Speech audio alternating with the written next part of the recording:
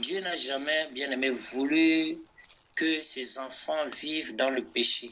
Dieu n'a jamais voulu que nous vivons dans le péché. Dieu n'a jamais voulu, bien aimé, que nous marchions vers d'autres dieux. Dieu n'a jamais voulu cela. La Bible nous dit, bien aimé, dans Jean 2, verset 1. 1 Jean 2, verset 1. Mes petits enfants, je vous écris ces choses afin que vous ne péchiez point. Alléluia. Amen. Les chrétiens pêchent cependant, bien-aimés, et un grand nombre d'entre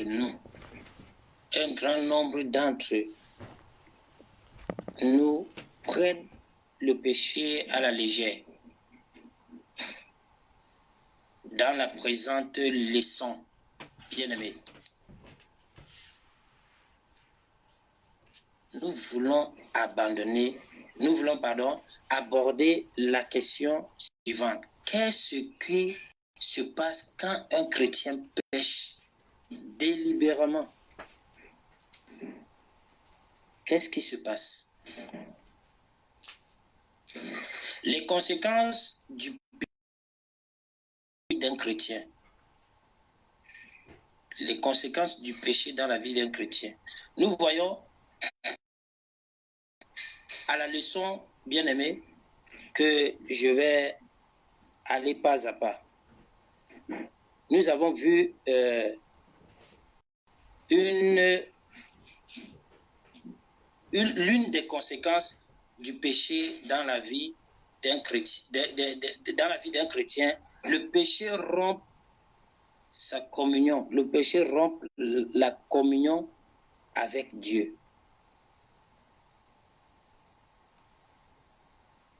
Le péché, ça nous éloigne de Dieu. Le péché attriste l'Esprit de Dieu. Le péché nous éloigne de lui. Bien-aimés, nous allons, bien-aimés, considérer une autre. Nous allons considérer, il y a plusieurs conséquences que nous pouvons considérer du péché dans la vie des croyants. Le péché peut nous attirer le châtiment de Dieu. Le péché, ça peut nous attirer le châtiment de Dieu. Il est vrai que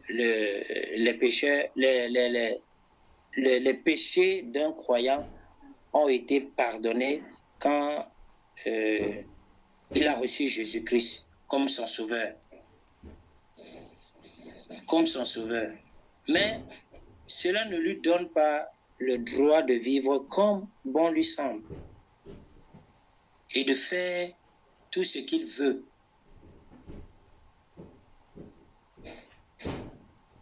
Il aura à subir les conséquences pratiques de ces actes, bien-aimés.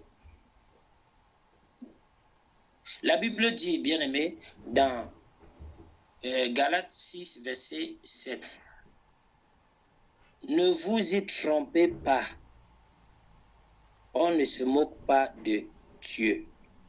Ce qu'un homme aura sémé, il le moissonnera aussi. » Est-ce qu'on peut tromper Dieu? On ne peut pas tromper Dieu. Jamais. On ne peut pas tromper Dieu. Tout ce que nous faisons, Dieu voit. Tout ce que nous faisons là, Dieu voit. Parce qu'il est omniprésent, omnipotent, omniscient. Il est présent.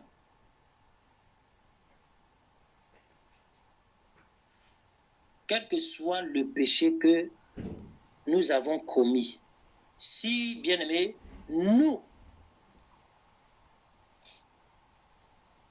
approchons de Dieu pour lui confesser ses péchés et lui demander pardon en toute sincérité,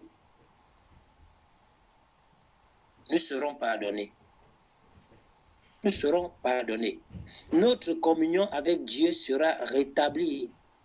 sera rétabli et très rapidement, sera rétabli très rapidement. Dieu est prêt à nous pardonner tous les péchés que nous avons commis. Si nous les lui confessons sincèrement. Toutefois, bien-aimés, cela ne veut pas dire que nous ne serons pas châtiés pour nos péchés.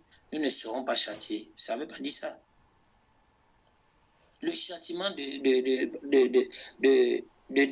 David.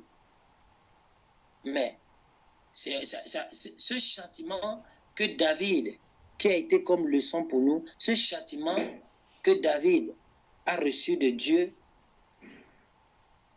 bien aimé, à faire en sorte qu'aujourd'hui là, nous avions les sommes cadeaux. Quand il dit cadeau, ça veut dire que donc, David a vu le feu. Quand nous lisons, nous lisons dans Psaume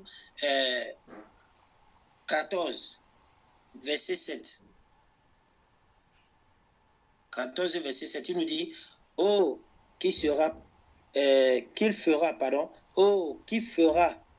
partie de Sion, la délivrance d'Israël. Quand l'Éternel ramènera les captifs de son peuple, Jacob sera dans l'allégresse, Israël se réjouira. Bien-aimé, quand nous descendons le chapitre 15 à partir du premier verset, il dit encore, ô Éternel, qui séjournera dans ta tente. Pourquoi? Parce qu'il a goûté aux conséquences du péché. Donc, maintenant, il comprend que pour séjourner dans la tente de l'Éternel, il faut marcher dans la sanctification. Il faut pratiquer les commandements, les mettre tous en pratique. Ne pas désobéir pour être dans la tente de Dieu, qui demeurera sur ta montagne sainte. Pourquoi? Parce qu'il a vu le feu. Il a vu le feu.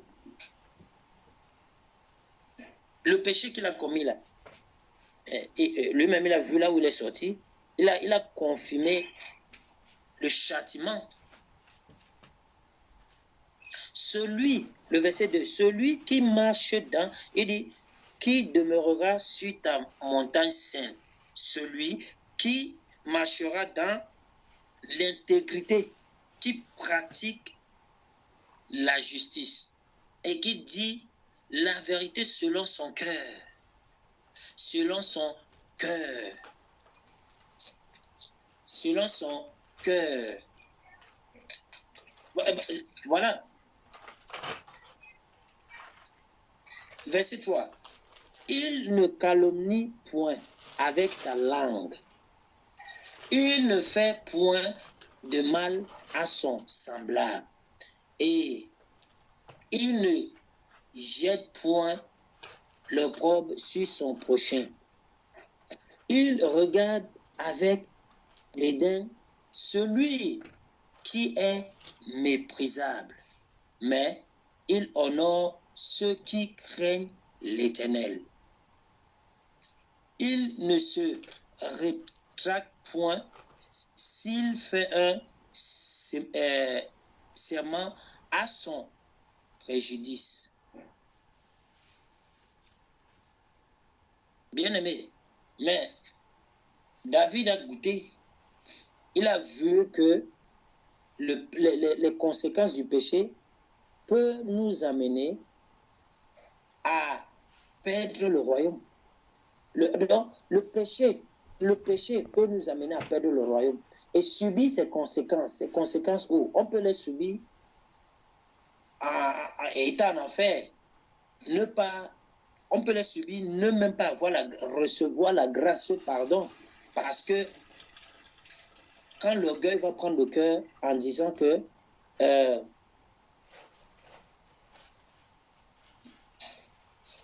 bon, il va me pardonner et tout, mais il va me pardonner. Tu n'es pas allé dans la présence du Seigneur avec sincérité pour dire, Seigneur, je reconnais. Seigneur, déjà, regretter premièrement ce que tu as fait comme péché, c'est déjà une repentance, parce que c'est là où Dieu même ressent vraiment que tu as besoin que tu as besoin de lui.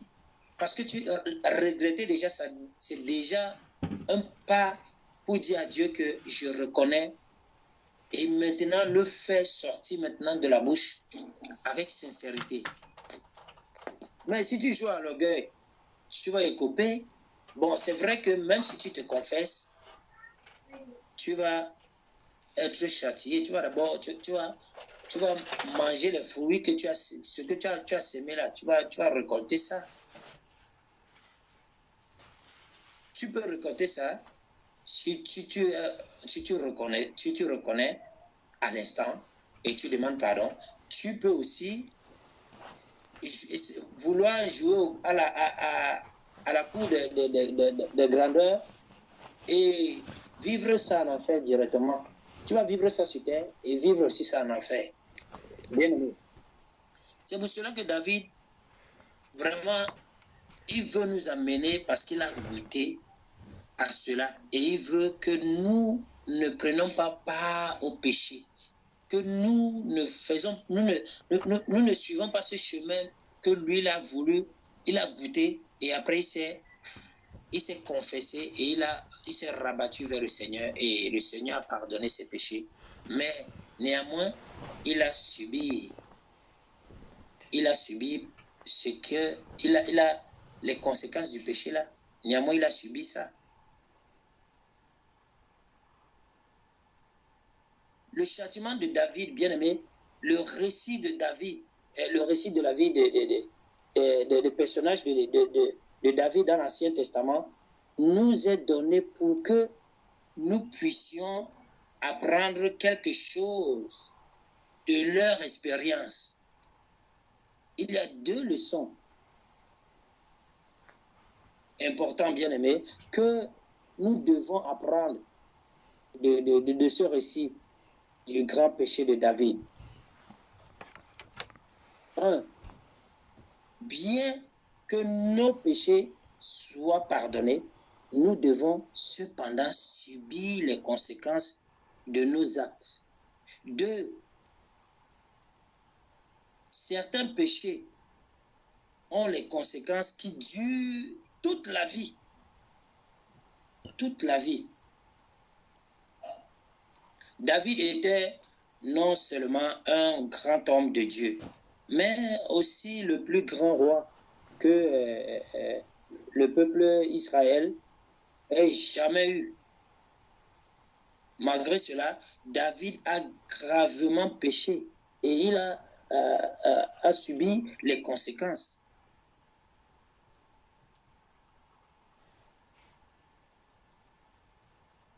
Alléluia.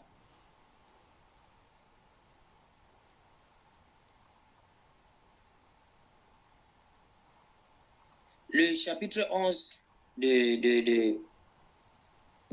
2 Samuel nous rapporte le grand péché de David. David était chez lui, dans son palais, tandis que ses soldats étaient au loin, sur le champ de bataille, un soir, comme ça, en se promenant sur le balcon de son palais, David vit une belle femme, comme nous connaissons son histoire, prendre son bain, la convoitise et entra dans son cœur. La convoitise entra dans son cœur. Il envoya chercher comment ça s'appelle, Bathsheba et se rendit coupable d'adultère avec elle. Bien aimé, vous voyez.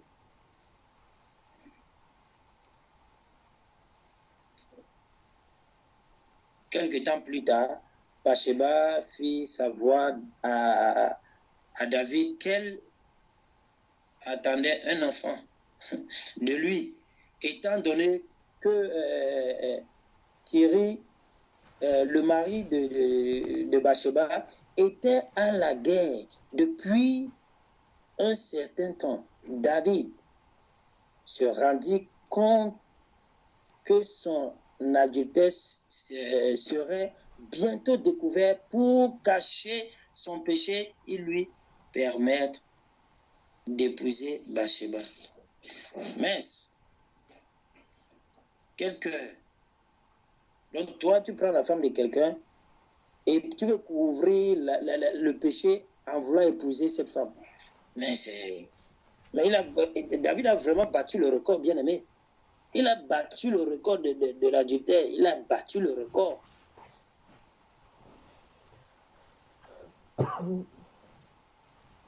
Et il s'arrangea pour faire mourir Uri sur le champ de bataille. Donc tu prends la femme de quelqu'un, tu veux faire mourir la personne sur le champ de bataille.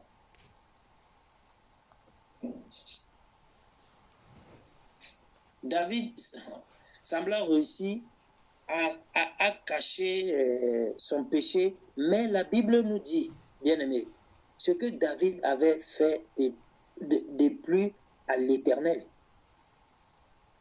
Le péché que nous faisons là, vous pensez que l'Éternel est heureux? Le péché mignon là, il n'est pas heureux. Parce que tous les jours, il va te dire, il va te rappeler ça. Repends-toi, repends-toi.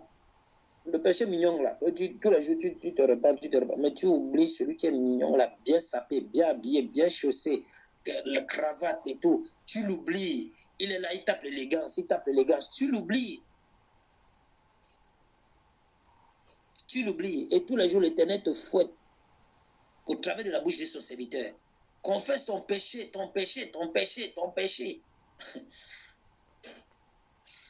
Tellement que tu caches ce péché mignon, tu l'oublies même. Et maintenant, tu commences à demander au Seigneur. Seigneur, rappelle-moi le péché, vraiment les péchés que je ne me souviens plus de ça. Rappelle-moi les péchés que je ne me souviens plus, les péchés mignons que j'ai fait consciemment et inconsciemment. Rappelle-moi. Parce que tu as caché jusqu'à toi-même, tu as oublié. Dieu envoya le prophète Nathan pour rappeler à David ses péchés d'adultère et de meurtre. David se repentit vraiment de ses péchés et les confessa à Dieu. Le psaume 51 nous fait voir l'intensité de la confession de David. Oh Dieu, aie pitié de moi dans ta bonté, selon ta grande miséricorde. Efface mes transgressions, lave-moi complètement de mon iniquité, et purifie-moi de mon péché, car je reconnais mes transgressions et mon péché est constamment devant moi. Mais c'est ça. Nos péchés là sont toujours devant nous. Bien aimé, tes péchés là sont toujours devant toi. Sont toujours devant toi. Il y a des péchés même, comme le péché de David. Il y a des péchés, quand tu fais ça, tu trembles même. Parce que tu as l'Esprit de Dieu qui est en toi. Tu as le fait quelque chose que cet esprit, tu l'as Christé. Tu trembles. Les vrais chrétiens, quand ils font un péché, ils tremblent. Ils commencent à trembler comme si il est malade, comme s'il y a quelque chose qui se passe. Il n'est pas comme d'autres qui vivent dedans. Les païens qui sont dedans, dans ce péché-là, ils se nourrissent de ça, ils sont à l'aise dedans. Et tout, tu le parles de Jésus, il peut même te gifler. Lui, il fait un péché, que soit le péché grand comment. Il n'a pas de problème. Il est en forme jusqu'à le feu sort. Mais toi, le chrétien, que tu es tombé là, tu commences à trembler comme si tu étais au frigo. commence à trembler, ton cœur commence à battre.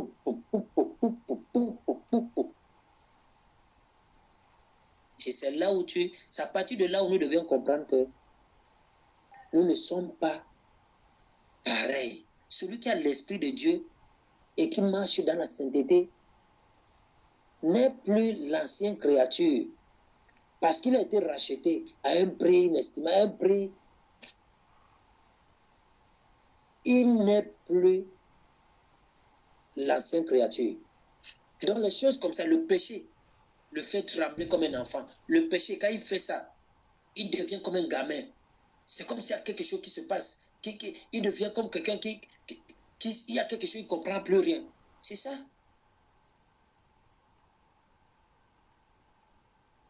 David.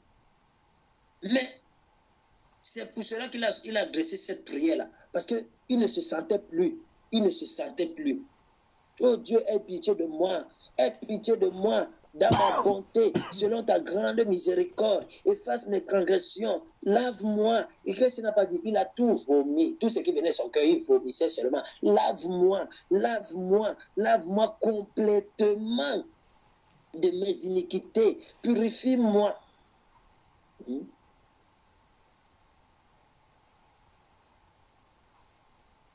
Purifie-moi. Psaume 51, verset 3 à 5. Purifie-moi. Bien aimé, de ces versets, nous pouvons voir que David eut vraiment le cœur brisé à cause de ses péchés. À cause de ses péchés. Dieu accepta la confession de David. Il lui pardonna et rétablit la communion avec lui. Nathan, ton péché, tu ne mourras point. Bien-aimé, voilà. Tu ne mourras, parce que nous savions que le péché, c'est la mort. Le péché, c'est la mort. Tant que tu as ça sur toi, là, tu es un homme mort. Tu es mort. Tu ne sais pas, du moment où tu ne confesses pas ça, là, tu ne sais pas en sortant là ce qui va t'arriver. Donc tu marches avec la mort en toi, parce que le péché, c'est comme si tu as pris la mort, tu as dit viens habiter en moi. C'est pour cela que le péché est la mort. Parce que les deux là, c'est une chose. Péché, mort.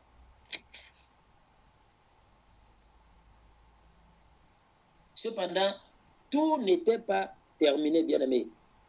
Pourtant, Dieu est le roi de l'univers, est le roi et il est saint et juste. Il ne peut pas ignorer nos péchés, bien-aimés, ni faire semblant. Qui n'est pas au courant? Non, il ne peut pas ignorer, ni faire semblant qu'il n'est pas au courant. Dieu dut châtier David, même si celui-ci était roi. La Bible dit que Dieu ne fait point de favoritisme. Donc si toi aujourd'hui là, tu es dedans jusqu'à tu danses, alléluia, oh, oh, tu loues jusqu'à la sueur coule, tu pleures même, oh, papa, God, tout ceci, cela là.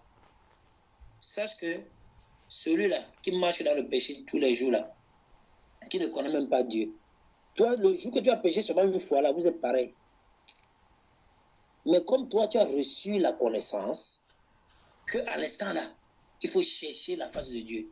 Avec sincérité, à l'instant là, il faut chercher. C'est ça la différence entre celui qui vit dans le péché jusqu'à il ne connaît même pas Dieu, ne veut pas t'en parler de lui.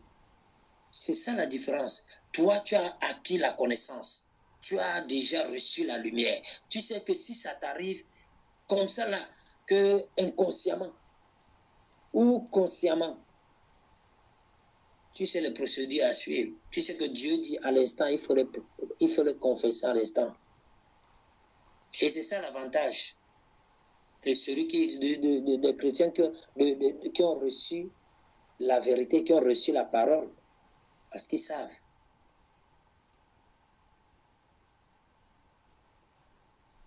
Bien-aimé,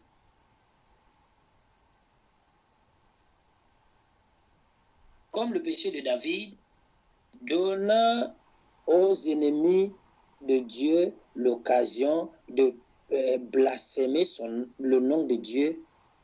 Bien-aimé, c'est comme ça. Toi là, serviteur de Dieu, servante, fille, enfant, bien-aimé, bien-aimé, c'est pour cela que Dieu dit que nous persévérons, qu'on doit persévérer.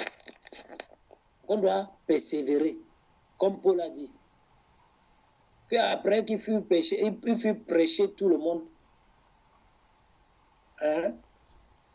Il dit qu'il traite durement son corps, de peur que, après avoir nous prêché, lui, le dernier jour là, il dit seulement, dis donc, dégage de ma vue, va là-bas. Le jour là, le Seigneur descend, miaou.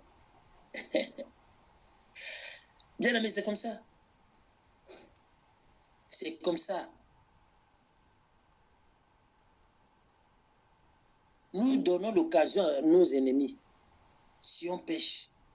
Parce que Dieu nous vante aussi. Ne voyez pas Dieu là comme ça. Ne voyez pas Dieu là comme ça. Dieu là, il nous vante. Mais combien de fois nous avons vu ça dans la Bible?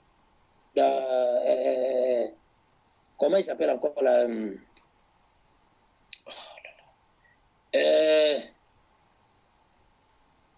Oh là là. Rappelez-moi voir son nom là. Le serviteur de Dieu que Dieu a mis, que Satan a accusé jusqu'à dire que Dieu a dit que c'est mon serviteur. Lui là, il va pas me refuser, même si je lui mets les plaies au corps, je lui fasse ci, je lui fasse ça, il va pas me refuser. Job. Voilà, Job, voilà, merci servant. Voilà. C'est la même chose. Comme nous sommes là, sachez que Dieu nous vante. On n'a pas droit à l'erreur. C'est vrai. Dieu te vante là où tu es là. Il gonfle, il gonfle. Il dit, oh, ça c'est ma fille. Ça c'est ma fille. Nous avons vu ça dimanche dernier. Nous avons vu dimanche dernier comment Dieu disait, oh, mon serviteur que j'aime tant, mon serviteur. Dieu nous vante. Quand tu es dans l'obéissance comme il demande, il te vante. Alors, pourquoi nous voulons donner accès au diable? Pourquoi nous voulons donner l'accès pourquoi nous voulons, on peut dire, faire honte à notre Seigneur, or qui nous vante? Pourquoi nous voulons attrister l'esprit qui est comment on dit ça? Vaillant, vif en nous, bien vif en nous. Nous voulons l'attrister. C'est quand on l'attriste comme ça, c'est une honte. On l'attriste pourquoi? Satan va dire, oh voilà, voilà celui que tu vantais. Voilà, il t'a attristé, voilà. Voilà. Mais si Dieu vraiment permet qu'on voit comment Satan nous dit, voilà, regarde-le, voilà. C'est que je ne pense plus que quelqu'un peut pécher. Si Dieu permet que tu vois comment Satan dit, voilà, regarde-le, regarde. Là, voilà, il vient, voilà celui que tu vantes. Comment tu vas rester comme ça? Tu vas dire, donc Dieu me vantait. Mais j'étais à ce point que Dieu me vante. Tu vas voir comment. Tu ne vas pas t'en revenir. Peut-être prochainement, dans le pardon là, que tu vas avec conscience, avec sincérité que tu vas demander à Dieu là. Non, prochainement là, ça ne sera plus ton chemin. Le péché, ça ne sera plus ton chemin. Tu vas passer loin de ça même. Quand le péché même va même te voir, que celui-ci là. Non, il m'a vu. Il m'a vu quand je disais à son père que voilà, il ne peut plus passer à côté de moi. C'est ça. C'est ça. Bien-aimé, comme nous glorifions notre Seigneur, nous glorifions notre Seigneur, nous le vantons aussi. Quand tu glorifies Dieu, oh Jésus, sois élevé, Jésus, je t'aime, tu vas te le vanter. Et Satan la rage. Il est enragé. Il est enragé et jaloux. En même temps, le Seigneur aussi dit là-bas que tu le vois, non? Ça là, celui-là, c'est mon serviteur. Ne tente pas. C'est mon serviteur bien-aimé. Je l'aime. Bien-aimé, faisons attention. Faisons attention. Les péchés ont leurs conséquences. Chaque péché que tu vas faire, sa conséquence est derrière. Est derrière, que tu dois aussi manger. Donc, tu manges le péché, tu dois attendre les conséquences pour manger aussi les conséquences. Parce que là, maintenant, tu vas te rassasier. Bien-aimé, le péché,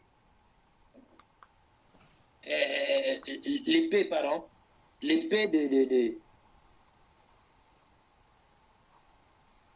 bon, comme le péché de David donna aux ennemis de Dieu l'occasion de blasphémer son nom. Dieu dit, l'épée ne s'éloignera jamais de ta maison parce que tu m'as méprisé. Dieu te dit, l'épée ne s'éloignera jamais de ta maison parce que tu l'as méprisé. Même si Dieu lui avait pardonné ses péchés, David dut moissonner les conséquences terrestres et pratiques de sa mauvaise action.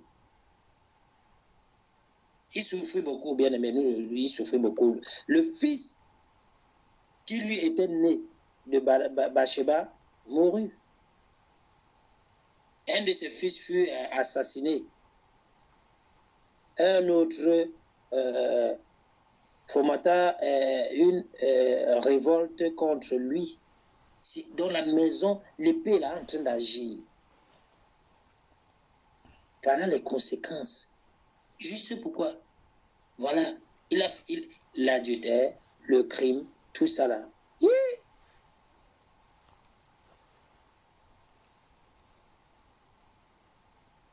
Bien aimé.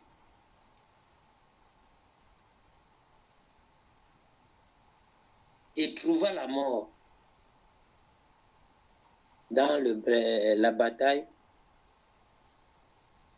Il est vrai que l'épée, bien aimé, ne s'éloigne point de la maison de David.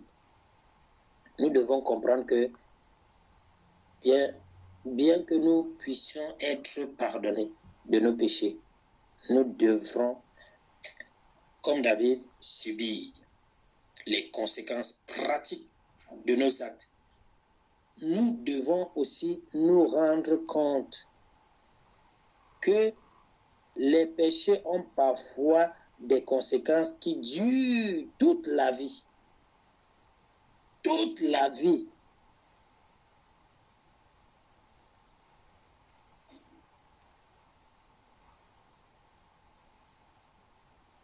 Toute la vie, bien aimé.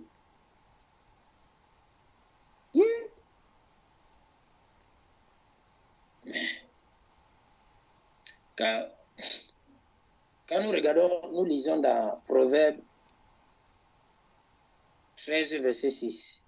La justice garde celui dont la voie est intègre, mais la méchanceté cause la ruine du pécheur. Voilà la ruine.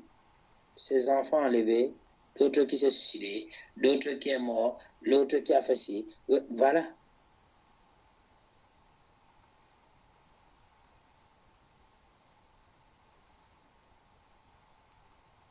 Et quand nous lisons 1 Corinthiens 3, verset 3, ça nous dit quoi?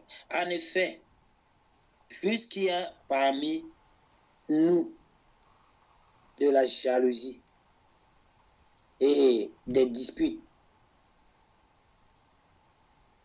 bien-aimés, n'êtes-vous pas charnels et ne marchez-vous pas selon l'homme?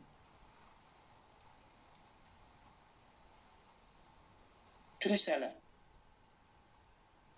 c'est des péchés. Et tout ça ont des conséquences.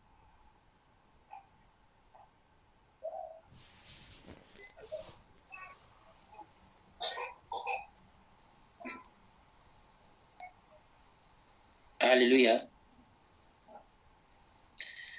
Bien-aimés, que le Seigneur nous bénisse encore ce soir.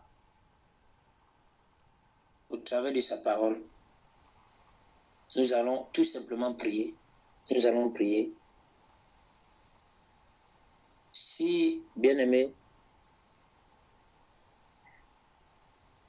cette parole aujourd'hui que le Seigneur nous a adressée, chacun connaît l'état de son cœur. Chacun connaît son péché mignon. Chacun connaît qu'il est malade. Voici pourquoi, bien-aimés, nous allons encore